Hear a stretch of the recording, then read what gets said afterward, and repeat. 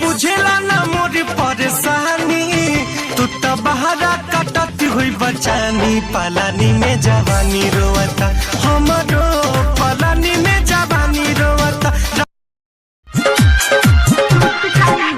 ए बंगाल वाली माल चीज लूट जाई हो, ए बंगाल वाली माल चीज लूट जाई हो, दादा कमर हिलाई बुट्रोली टूट जाई।